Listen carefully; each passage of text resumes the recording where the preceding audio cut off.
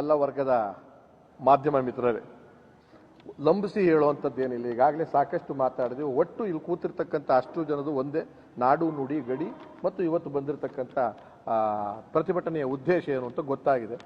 ನಮ್ಮ ನಾಯಕರಾದಂಥ ವಾಟಾಳ್ ನಾಗರಾಜ್ ಅವರು ಸಾಕಷ್ಟು ಸಾರಿ ಹೇಳಿದ್ದಾರೆ, ಗೋವಿಂದ್ ಅವರು ಹೇಳಿದ್ದಾರೆ.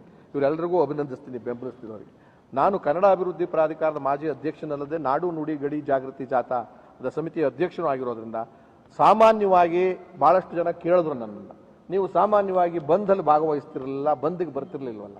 ಎಲ್ಲ ಬಂದಿಗಳಿಗೂ ನಾನು ಸ್ಪಂದಿಸಬೇಕು ಅಂತಲೂ ಇಲ್ಲ, ಸ್ಪಂದಿಸಿಲ್ಲ ಅಂತಲೂ ಕೂಡ ನಾನು ಒಪ್ಕೋತೀನಿ. ಇವತ್ತಿನ ಬಂಧನ ಇದೆಯಲ್ಲ, ಇದು ಬಂದು ಅದು ಬಹಳ ವಿಶೇಷವಾಗಿದೆ. ಯಾಕೆಂತಂದ್ರೆ ನಾಡು ನುಡಿ ಗಡಿಗೆ ರಾಜ್ಯದ ಪ್ರಜಾಪ್ರಭುತ್ವದ ಕಗ್ಗೊಲೆಯಾಗಿದೆ. ಸಂವಿಧಾನಾತ್ಮಕಕ್ಕೆ ವಿರೋಧವಾಗಿ ವಿವೇಕರಹಿತವಾದ ತೀರ್ಮಾನಗಳನ್ನು ಸರ್ಕಾರ ತಗೋತಿದ್ದಾರೆ. ಉದ್ದೇಶಪೂರ್ವಕವಾಗಿ ರಾಜಕೀಯ ಪಿತೂರಿ ತಮ್ಮ ವ್ಯಕ್ತಿತ್ವವನ್ನು ಉಳಿಸ್ಕೊಳ್ಳೋಕ್ಕೆ, ಸ್ಥಾನವನ್ನು ಉಳಿಸ್ಕೊಳ್ಳೋಕ್ಕೆ ಮತ್ತು ಚುನಾವಣೆಗಳಲ್ಲಿ ಗೆಲ್ಲೋದಕ್ಕೆ ಆ ಸಮುದಾಯಗಳನ್ನು ಮಾತ್ರ ಮೆಚ್ಚೋದಕ್ಕೆ ಮಾಡಿ. ಈಗಾಗಲೇ ಒಂದು ಮಾತು ಹೇಳಿದ್ರು ನಮ್ಮ ನಾಯಕರು, ಬಸವ ಕಲ್ಯಾಣದ ಸಮಗ್ರ ಅಭಿವೃದ್ಧಿಗೆ ನೀವು ದುಡ್ಡು ಕೊಟ್ಟರೆ ನಾವೇನು ಬೇಜಾರೇ, ಎಷ್ಟು ಬೇಕಾದರೂ ಕೂಡ. ಬಸವ ಕಲ್ಯಾಣದಲ್ಲಿ ಒಂದು 20,000 ಓಟ್ ಯಾರಿದಾರೋ ಆ ಸಮುದಾಯವನ್ನು ನೀವು ಮೆಚ್ಚೋದಕ್ಕೆ ಮಾಡ್ತಿದ್ದೀರಾ. ಅದು ಎಂಥ ಸಂದರ್ಭದಲ್ಲಿ ನಮಗೆ ಮರಾಠಿಗೆ, ನಮಗೆ ತಮಿಳುನಾಡಿಗೆ ಸೂಕ್ಷ್ಮವಾದ ಜಗಳ ಇರೋದ್ರಿಂದ, ನಾಡು ಗಡಿ ನೀರಿನ ಜಲದಲ್ಲಿ ಅಂಥದ್ರಲ್ಲಿ ನೀವು ಅದನ್ನು ಮಾಡ್ತಿದ್ದೀರಾ ಅಂದ್ರೆ ಉದ್ದೇಶ ಏನು? ಇದು ಸಾರ್ವತ್ರಿಕವಾಗಿ ಗೊತ್ತಿದೆ. ನೀವು ಸಿರಾದಲ್ಲಿ ಮಾಡಿರ್ತಕ್ಕಂಥ ತೀರ್ಮಾನ, ಅನೌನ್ಸ್ಮೆಂಟ್ ಇರ್ಬೋದು, ಕಮಿಟಿ ಯಾವುದೋ ಒಂದು ನಿಗಮಕ್ಕೆ, ಈಗ ಅದನ್ನ ಮುಚ್ಚೋದಕ್ಕೋಸ್ಕರ ವೀರಶೈವ ನಿಗಮಕ್ಕೆ ಮಾಡಿಬಿಟ್ಟು 500 ಕೋಟಿ ಅನೌನ್ಸ್ ಮಾಡ್ತಿದ್ದಾರೆ. ಅದನ್ನ ಮುಚ್ಚೋದಕ್ಕೆ, ತೇಪೆ ಒರೆಸೋದಕ್ಕೆ.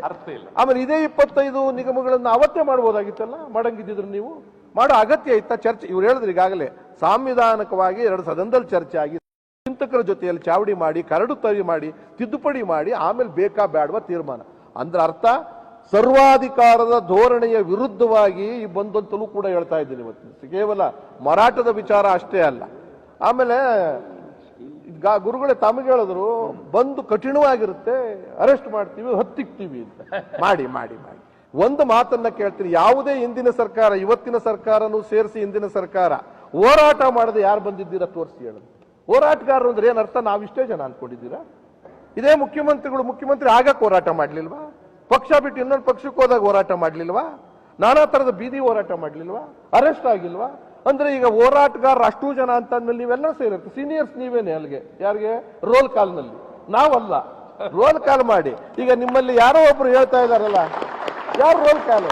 ಹೋರಾಟ ಅಷ್ಟು ಜನ ಮಾಡ್ಕೊಂಡು ಹೋರಾಟ. ಇವಾಗ ಯಡಿಯೂರಪ್ಪನವ್ರು ನಾನು ಮಾಡಿಲ್ಲ ಅಂತ ಹೇಳಿ, ನಾನು ಮಣ್ಣಿನ ಮಗ, ರೈತ ಹೋರಾಟ ಅಂತ ಹೇಳಿ ಹೋರಾಟ ಮಾಡಿ ಎಷ್ಟು ಸತಿ ಬಂದು ಎಷ್ಟು ಸತಿ ಅನಾಹುತಗಳು ಮಾಡಿಸಿದ್ದೀರಾ. ಅಂದ್ರೆ ನೀವು ಕೂಡ ರೋಲ್ ಕಾಲ್ ಅಂತ ನಿಮ್ಮನ್ನ ಸಮರ್ಸ್ಕೊಳ್ತಕ್ಕಂಥ ಮೂರ್ಖರಿದಾರಲ್ಲ ಅವ್ರ ಕೈಯಲ್ಲಿ ಹೇಳಿಸ್ತಾ ಇದ್ದೀರಾ. ಅಂದ್ರೆ ದುರಂತ ಆಗಿದೆ.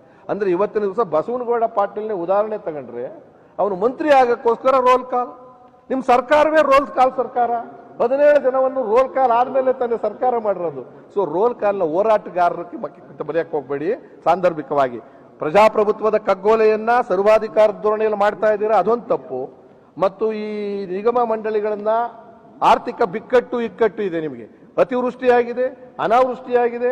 ನಿಗಮ ಮಂಡಳಿಗಳು, ಕನ್ನಡ ಮತ್ತು ಸಂಸ್ಕೃತಿ ಇಲಾಖೆಯ ಅನುದಾನವನ್ನೆಲ್ಲ ಕಡಿತ ಮಾಡಿದ್ದೀರಾ. ಬೇಕಾದಷ್ಟು ಆಯ್ಕೆಗಳನ್ನು ಕಡಿತ ಮಾಡಿದ್ದೀರಾ. ಸಂಬಳಗಳು ಕೊಡಕ್ಕೆ ಸಾಧ್ಯ ಇಲ್ಲ. ಈಗ 500, 100, 200 ಕೋಟಿ ಎಲ್ಲಿಂದ ಬಂತು ಸ್ವಾಮಿ? ಎತ್ತಕ್ಕೆ ಕೊಡ್ತಾ ಇದ್ದೀರಾ. ಆ ದೃಷ್ಟಿಯಿಂದ ಇದು ಒಕ್ಕೂಟದ ವ್ಯವಸ್ಥೆ ಸಂಪೂರ್ಣವಾಗಿ ಒಡೆದಾಡ್ತಕ್ಕಂಥ ನೀತಿ ಬೇಡ.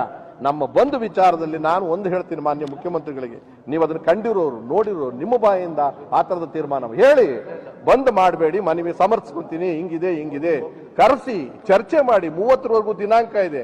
ಈ ರೀತಿ ಹೊರಗಡೆನೆ ಹೇಳಿಕೆ ಕೊಡೋದಾದ್ರೆ ಸಾರ್ವಜನಿಕವಾಗಿ ನಾವು ವಿಶೇಷವಾಗಿ ಮರಾಠ ಹೆಸರಿನಲ್ಲಿ ಪ್ರಾಧಿಕಾರ ಮಾಡಿ ಅದನ್ನ ಕಣ್ಣೊರೆಸ್ಕೊಳ್ಳೋಕ್ಕೋಸ್ಕರ ನಿಗಮ ಮಾಡಿದ್ರ, ಅದು ಸ್ಯಾಂಟಿಟಿ ಇಲ್ಲ ಅಂತ. ಆ ನಿಗಮಕ್ಕೆ 50 ಕೋಟಿ ಅಂತ ಹೇಳಿದ್ರೆ ಅದಿನ್ನೂ ಆದೇಶನೂ ಆಗಿಲ್ಲ. ಅದಕ್ಕೆ ನಿಗಮ ಕೊಟ್ಟೇ ಇಲ್ಲ ಇದುವರೆಗೂ ಕೂಡ. ಈಗಾಗಲೇ ನಿಗಮ 25, 30 ಮಾಡಿದ್ದೀರಾ. ಅವೆಲ್ಲಾ ನಿಗಮಗಳು ಕೂಡ ಡಿಫಂಕ್ಟ್ ಆಗಿರ್ತಕ್ಕಂಥವು. ಬಹುತೇಕ ಎಲ್ಲವನ್ನು ಮುಚ್ಚಬೇಕಾದ ಪರಿಸ್ಥಿತಿ. ಎಷ್ಟೋ ನಿಗಮಗಳಿಗೆ ಕೊಟ್ಟಿಲ್ಲ. ಅದರಿಂದ ತಾತ್ಕಾಲಿಕವಾಗಿ ನಿಮ್ಮ ಅಸ್ತಿತ್ವ ಉಳಿಸ್ಕೊಳ್ಳೋಕ್ಕಿದೆ. ಅದರಿಂದ ಬಂದಿನ ವಿಚಾರದಲ್ಲಿ ಬಹಳ ಜನ ಮಾತಾಡ್ತಿದ್ದಾರೆ, ಅರ್ಧ ಆಗ್ಬೋದು, ಮುಕ್ಕಾಲಾಗ್ಬೋದು, ಏನಾದ್ರೂ ಹಾಕೊಂಡು ನಮ್ಮ ತೀರ್ಮಾನ ಉಂಟು. ಬಂದು ಯಾತಕ್ಕೋಸ್ಕರ ಮಾಡಿದ್ದೀವಿ? ಜೈಲಿಗೆ ಹೋಗಿಸಿದ್ದ ನಾಡು ನುಡಿ ಗಡಿ ಈ ಜಲ ಈ ಹೋರಾಟದಲ್ಲಿ ಈ ಸಂವಿಧಾನದ ಕೊಲೆ ಮಾಡೋದಕ್ಕೋಸ್ಕರ ನಾವು ಹೋಗ್ತೀವಿ, ಬೇಯ್ಲು ತಗೊಳ್ಳಲ್ಲ ಅಂತ ಹೇಳಿದ್ದಾರೆ. ನಾವೆಲ್ಲರೂ ಅದಕ್ಕೆ ಬದ್ಧ ಅಲ್ವೇನ್ರಪ್ಪ? ಬೇಲ್ ತಗೊಳ್ಳದೆ ಇರೋದಕ್ಕೆ ಅದ್ರ ಬಗ್ಗೆ ಯೋಚನೆನೇ ಇಲ್ಲ ಅಂತ ಹೇಳಿ ಬಹಳ ಜನ ಮಾತಾಡೋದ್ರಿಂದ ನಮ್ಮ ಕೂಡಲಿಂದ ಮತ್ತೊಮ್ಮೆ ಮನವಿ ಮಾಡ್ತೀನಿ, ಯಾರ್ಯಾರು ಇನ್ನೂ ಅತಂತ್ರವಾಗಿ ಅಂದ್ರೆ ಚಿಂತನೆ ಮಾಡ್ತಿದ್ದೀರಾ, ಮಾಡೋದಾ ಬೇಡವಾ ಅನ್ನೋದಕ್ಕೆ ಚಿಂತೆ ಮಾಡಬೇಡಿ. ಇದು ಒಕ್ಕೂಟವಾಗಿ ನಾವಾಗಲೇ ಹೇಳಿದ ಸಂಘಟಿತವಾಗಿ ಹೋರಾಟ ಮಾಡ್ತಾ ಇದ್ದೀವಿ, ವೈಯಕ್ತಿಕವಾಗಿ ಯಾರ್ದೂ ಇಲ್ಲ. ಮತ್ತು ನಮ್ಮ ಸಂಘಟನೆಗಳು ಬಹಳ ಮುಖ್ಯ ಅಲ್ವಾ, ಒಟ್ಟು ರಾಜ್ಯದ ಹಿತದೃಷ್ಟಿ. ಈ ಸರ್ಕಾರದ ಯಾವ ಸರ್ಕಾರ ಇದು ಮಾಡಿದ್ದಿದ್ರು ಕೂಡ ನಾವು ಇದೇ ಕೆಲಸ ಮಾಡ್ತೀವಿ. ಖಂಡಿತ ಸರ್ಕಾರಗಳು ಯಾವುದೇ, ಇನ್ನೂ ಒಂದು ಹೇಳ್ತೀನಿ ನಾನು ಸ್ವಲ್ಪ ಮುಂದುವರೆದು, ಬೇರೆ ಪಕ್ಷಗಳು ಪ್ರಬಲವಾಗಿರ್ತಕ್ಕಂಥ ರಾಜ್ಯ ಆಳಿರುವ ಪಕ್ಷಗಳು ಕಠಿಣವಾದ ತೀರ್ಮಾನಗಳನ್ನು ಹೇಳಬೇಕು, ಈ ವಿಚಾರದಲ್ಲಿ ನಮ್ಮನ್ನು ಬೆಂಬಲಿಸಬೇಕು ಅಂತ ನಾನು ಕೇಳ್ತಾ ಇದ್ದೀನಿ. ಅದು ದೊಡ್ಡ ಪಕ್ಷ ಕಾಂಗ್ರೆಸ್ ಇರ್ಬೋದು, JDS ಇರ್ಬೋದು, ಇನ್ಯಾವುದನ್ನ ಪಕ್ಷಗಳನ್ನು ನಮಗೆ ಬೆಂಬಲಿಸಿ ಈ ವಿಚಾರದಲ್ಲಿ. ನಿಮ್ಮ ಧೋರಣೆ ನಿಗಮದ ಬಗ್ಗೆ ಇಲ್ಲದೆ ಇದ್ರ ಚಿಂತಿಲ್ಲ, ಇವತ್ತು ಮಾಡಿರ್ತಕ್ಕಂಥ ಪರಿಸ್ಥಿತಿಗೆ ಬೆಂಬಲ ಕೊಡಬೇಕು ಅಂತ ಅವ್ರನ್ನು ಕೂಡ ನಾನು ಇದ್ರ ಮುಖ್ಯನ ಬೇಡ್ಕೊತಾ ಇದ್ದೀನಿ. ನಿಮಗೂ ಕೂಡ ಹೆಚ್ಚು ಪ್ರಚಾರ ಮಾಡ್ತಿದ್ದೀರಾ, ಇದು ಹೆಚ್ಚು ಜಯಶೀಲ ಆಗೋದ್ರೆ ಇದರ ಪರಿಹಾರ ಸಿಕ್ಕೋ ರೀತಿಯಲ್ಲಿ ನಮಗೆ ಬೆಂಬಲವನ್ನು ತಾವು ಕೊಡಿ ಅಂತ ಹೇಳ್ತೇನೆ. ಧನ್ಯವಾದ.